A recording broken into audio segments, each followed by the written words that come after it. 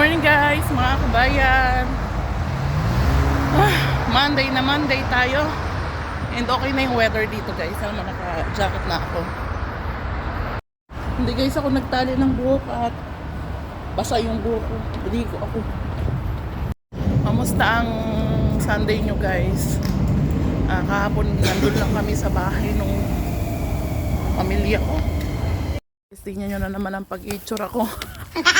Nagtrabaho ako ng 7 hours nung unang trabaho ko, tapos lumipat ako dito sa pangalawang subdivision. Nagtrabaho ako ng 3 oras, naglinis ako ng bahay. At yung pauwi na ako, may bitbit na naman akong basura. Tingnan kung gano'n naman ako kahagard, pero pagpasensya na nyo na kasi alam nyo na naghanap buhay. Ang daming basura. Aray ko.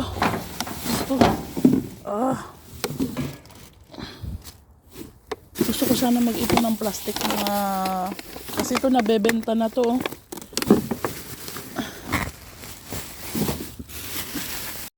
So yun guys, ay hindi ko na pinasok dun sa loob ng puno na yung mga basurahan. Gabi-gabi na. Ay hindi pala, maaga pa. Oh, diba? Maglagay muna tayong kaunting lipstick para hindi naman tayo maputla. Baka tayo. Hindi ko makuha guys yung lipstick. Yun guys, meron na tayong lipstick. Oo, diba? O yun, okay na naman ang itsura natin. Naglagay ako ng konting lipstick para hindi maputla. Ayos ng buhok. Para hindi haggard na haggard tayo. Ay, thank you Lord. Naka 7 hours akong trabaho ngayon.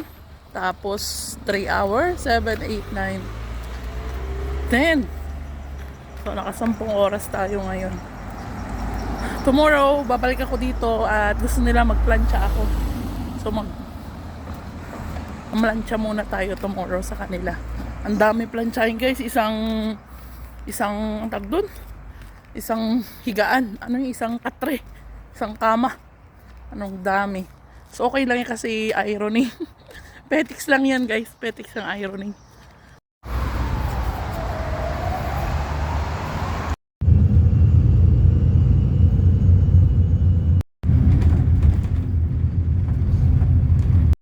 Hello guys, so nandito na tayo sa lugar ng aking part-time. And medyo malamig ngayon.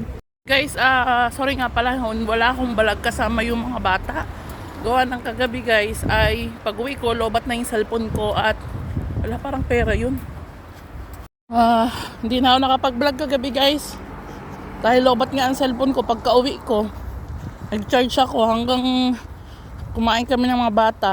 Pinakain ko si Daniel, si Jacob. Ayaw daw kumain doon sa ama. So ako ang nagpakain. Mas gusto nilang ako yung nagsusubo sa kanila. Naglalambing yung mga bata. So sabay-sabay kaming kumain ng mga bata. Hindi ko na nga lang guys na video. Yan yung lobat ng cellphone. So ngayon, papasok ako ngayon sa trabaho ko. To job ulit tayo ngayon guys. Ironing and cleaning sa hapon.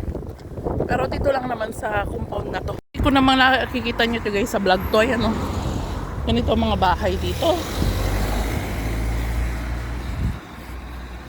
Guys, sinasamantala ko hanggat may offer na trabaho yung ganito.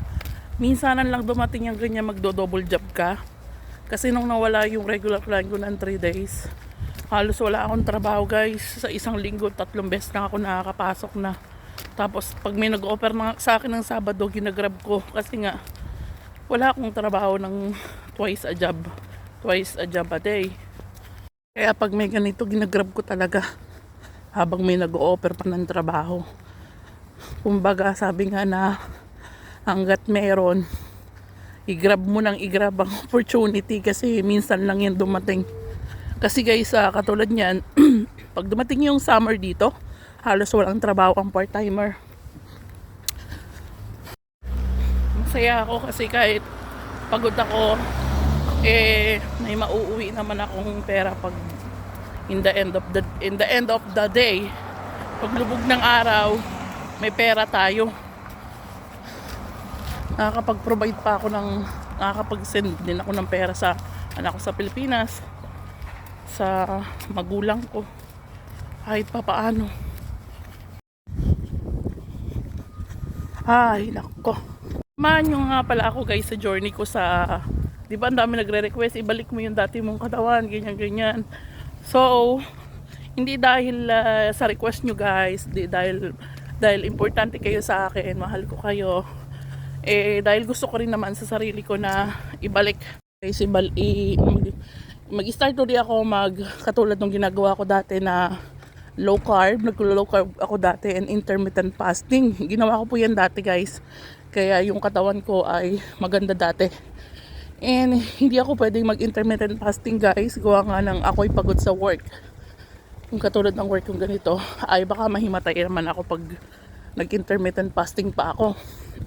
So, ang gagawin natin guys ay maglo-low carb ako and bibili muna tayo ng timbangan, yung kiluhan. And then may damit akong isusuot. Tapos tingnan natin transformation natin. Okay? So hopefully na maganda yung result at matapos natin yung kasi pag may ganyan ako, may kinukota akong buwan ganyan na dapat ganito yung kilo ko, dapat ganito. So hindi ko naman pinupush yung sarili ko biglang pumayat. Kailangan mag low carb tayo tapos yung portion ng food ganun sa dati. So hindi ko naman na kailangan guys mag-exercise kasi yung trabaho ko ay sobrang exercise. Yung pag-akyat ko palang sa hagdan hanggang third floor pabalik-balik sobra na yun. So guys, hanggang dito na lang kasi malapit na po ako sa aking bahay ng work ko. Yan, maraming salamat guys and hopefully you like my video kahit wala yung sila Petro at yung dalawang bata. So guys, hanggang dito na lang. Bye kayo. Ingat. Maraming salamat sa support nyo guys. Don't forget to like and share this video. Bye!